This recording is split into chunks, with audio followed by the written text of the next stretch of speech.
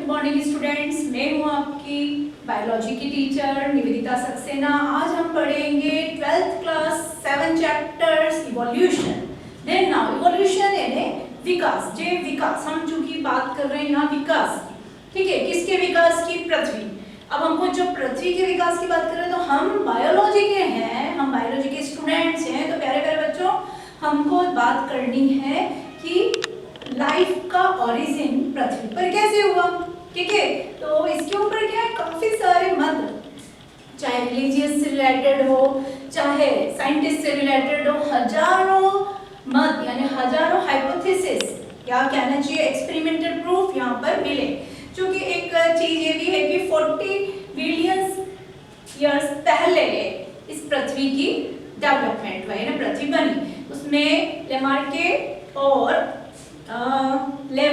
गैमो करके जो साइंटिस्ट थे, उन्होंने एक सबसे मेन जो थ्योरी दी वो थी बिग बैंग हाइपोथेसिस, जिसमें आप ये मान के चलिए कि काफी सारे एटॉमिक कंटेंट, एटम्स यानी हाइड्रोजन है, नाइट्रोजन है, ऑक्सीजन है ना, हाइड्रोजन है, ये सब एक साथ कंडेंस होते गए और अचानक से उनमें जब कंडेंसेशन ज्यादा हो गया, ग्रेविटेशनल फोर्स के कारण भी उनमें कहीं ना कहीं, पृथ्वी जब बनती है तब ग्रेविटेशनल फोर्स आता है, लेकिन जब पृथ्वी बनी नहीं, हम उसी की बात कर रहे हैं, तो कंडेंसेशन इनका सिर्फ होता गया।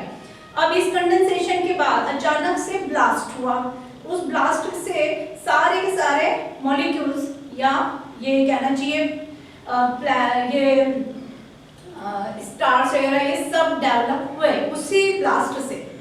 उस थ्योरी का नाम था बिग बैंग हाइपोथेसिस। और इसी स्टार्स के फलस्वरूप जो है एक Galaxy, it is the name of earth, इसी का नाम क्या था, अर्थ था या पृथ्वी था। ऐसा बिग बैंग हाइपोथेसिस का कहना था, जो कि इन्होंने लेमो ने दी थी, ठीक है। उसके बाद था ओरिजिन ऑफ लाइफ। इस ओरिजिन ऑफ लाइफ में आप ये मान के चलिए कि सृष्टिवाद, इसके अंदर डार्विनिज्म का भी मत आ जाता है, जिसमें development of life, natural selection को उन्होंने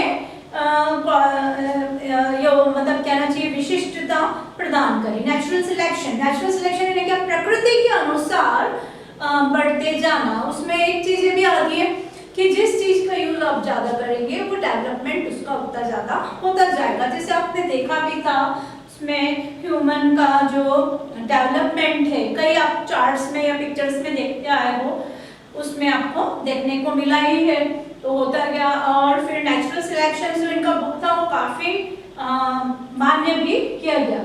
बाद में हालांकि इसमें मेरिट्स और डिमेरिट्स काफी सारे आए, वो तो एक मानी बात है। इसके बाद है स्वतः जननवाद यानी कि theory of spontaneous. Theory of spontaneous क्या कह रहा है बच्चों? ये कह रहा है कि जो जीव है या जो लाइफ है, ये अपने आप उत्पन्न हुई, किससे? डेड एंड डिकेड ऑर्गेनिज्म से, ठीक है, मतलब मिट्टी से, पानी और मिट्टी से, कुल मिला के देखो। अब बिग बैंग हाइपोथेसिस और इसको जोड़ के देखो, है ना। बिग बैंग हाइपोथेसिस में उन्होंने क्या कहा कि पृथ्वी इस तरीके से बनी, ठीक है। अब जब पृथ्वी बनी तो उसमें काफी मतलब कहना चाहिए हीट थी, बहुत ज्यादा हीट थी, गर्मी बहुत ज्यादा गर्म थी। तो ऐसे में बहुत सारे molecules, hydrogen, oxygen, nitrogen, carbon, ये सब फैले हुए थे। अब ये सब आपस में एक दूसरे से आके जुड़े, क्योंकि आपको पता है हाइड्रोजन बहुत जल्दी किसी भी एलिमेंट से रिएक्ट कर जाता है। तो ऐसे में उसने अमोनिया बनाया, वाटर मॉलिक्यूल्स है, हाइड्रोजन और ऑक्सीजन का भी आपस में कंडेंसेशन हुआ। और चूंकि पृथ्वी बन चुकी थी, then now you are very well known, आप इस चीज से अच्छे से वाकिफ हो कि ग्रेविटेशनल फोर्स पृथ्वी के अंदर पाया जाता है। अर्थ में ग्रेविटेशनल फोर्स, तो सारे के सारे मॉलिक्यूल्स नीचे की तरफ आ गए। अब जब वो नीचे की तरफ आ गए तो बच्चों ऐसे में जब आपको पता है इवोपरेशन यानी कि वाष्पीकरण, ये सारे मॉलिक्यूल्स में से जो लाइट थे वो ऊपर की तरफ गए और कंडेंसेशन हुआ हाइड्रोजन और ऑक्सीजन के मॉलिक्यूल्स का। देन नाउ क्या फॉर्म हुआ? क्लाउड यानी कि बादल, ओके।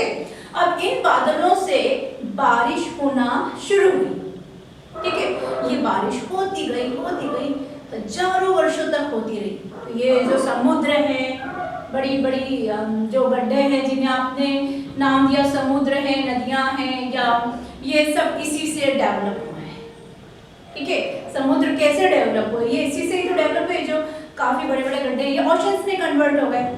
ठीक है, अब क्या हुआ, जब मिट्टी और पानी दोनों आपस में मिले तो आपने देखा ये कि जब हम तालाब के किनारे या नदी के किनारे मिट्टी और पानी, कीचड़ जिसे हम कहते हैं, वहां पर छोटे छोटे माइक्रो ऑर्गेनिजम्स डेवलप हो ही जाते हैं in the form of bacteria, in the form of fungus, बहुत सारे यूनिसेल्युलर ऑर्गेनिजम्स यहाँ पे डेवलप होते हैं। ठीक है ना, बिल्कुल उसी तरीके से यूनिसेल्युलर ऑर्गेनिजम्स हुए, या चलिए मान लीजिए यहाँ पे एल्गा भी डेवलप हुई। एल्गा यानी क्या?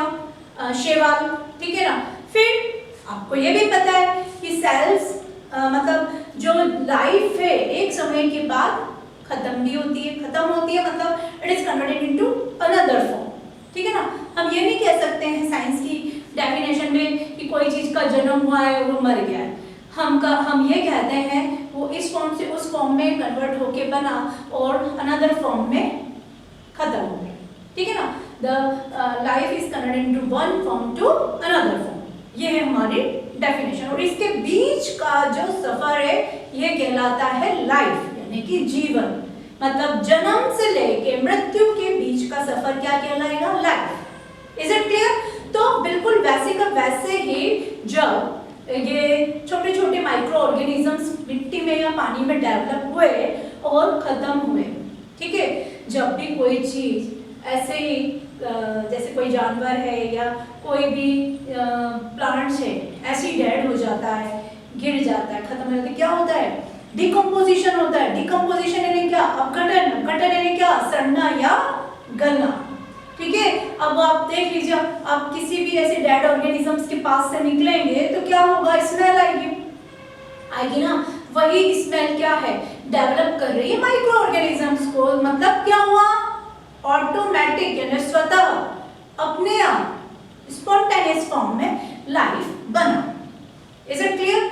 इसी तरीके से काफी सारे व्यूज इसके अंदर स्पॉन्टेनियस में दिए गए। आप पढ़िएगा भाई, देखो कोरोना टाइम चल रहा है, आपके लिए पढ़ना सबसे ज्यादा जरूरी है, क्योंकि ये आपके और हमारे बीच ये जो ऑनलाइन स्टडी का टाइम आ गया है, बहुत सारी चीजें हम लोगों के बीच में से लाइफ से खत्म हो गई है, जिसमें हम आपसे वर्चुअल स्टडी करते थे वो भी सब चीजें चली गई। ठीक है, तो रीडिंग द बुक जितना भी हम करा रहे हैं शॉर्ट में, आप इसको ज्यादा से ज्यादा रीडिंग में लाइएगा।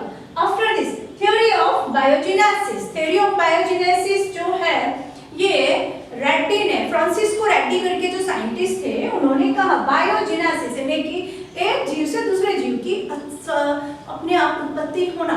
उसमें उन्होंने क्या किया? 3 जाल लिए। 3 जाल के अंदर उन्होंने क्या करा? मीट के पीस डाले, यानी कि मांस के टुकड़े डाले। उनमें से एक को ढका, दूसरे को छलनी से ढका और तीसरे को पूरा टाइट पैक खुला छोड़ दिया। देन नाउ जिसको उन्होंने छलनी से ढका उसके ऊपर छोटे छोटे जो माइक्रो फ्लाइज थे या आकर उसके ऊपर एग दे गए। जो पूरा कंप्लीट पैक था उसमें तो सवाल ही नहीं उठता है कुछ आने का। और थर्ड जो पूरी तरीके से खुला था उसके अंदर आके माइक्रो ऑर्गेनिजम्स पे डेवलप हो गए। सेकेंडली उसमें फ्लाइज भी अपने जो थी एग्स उसके अंदर दे गई। देन नाउ ये हो गया biogenesis. After this Louis Pasteur ने भाई बताया कि उन्होंने क्या किया? 4 फ्लास्क लिए। 4 फ्लास्क ने कांच के, उन्होंने उसके अंदर मांस का शोरबा भरा। ठीक है, और एक को क्या करा? पूरा टाइट पैक करा। दूसरे को उन्होंने क्या करा? एक कॉइल ट्यूब को से उसको जोड़ दिया। और थर्ड में उन्होंने क्या किया? कॉइल ट्यूब को आगे से नॉब लगा दिया, मतलब ढक दिया। और एक और जो था दूसरा, उसके अंदर कॉइल ट्यूब वगैरह ऐसा कुछ भी नहीं रखा। फिर उन्होंने उसको गर्म किया। गर्म करके जब ठंडा किया तो जो चीजें, जो फ्लास्क खुले हुए थे उनमें ऑटोमेटिक माइक्रो ऑर्गेनिजम्स डेवलप हुए। अभी कुल मिला के तुम इतना परेशान मत होना, सारे के सारे एक्सपेरिमेंट कहीं ना कहीं एक दूसरे से लिंक है। देखो आज मैंने जो चीज बताई आपने उसमें इंप्रूवमेंट किया, आगे ले गए। वही साइंटिस्ट के साथ भी रहता है। मतलब ऑब्जेक्ट एक ही है ना बच्चों, ऑब्जेक्ट एक ही है, उसका क्या हो रहा है, डेवलपमेंट हो रहा है। वही डेवलपमेंट तो क्या है, इवोल्यूशन है, जिसको कि हम स्टडी कर रहे हैं। आफ्टर दिस, ये भाई आपने जरूर कर लीजिएगा, लुईस पास्चर का एक्सपेरिमेंट है ये। फिर आ जाता है बायोकेमिकल थ्योरी।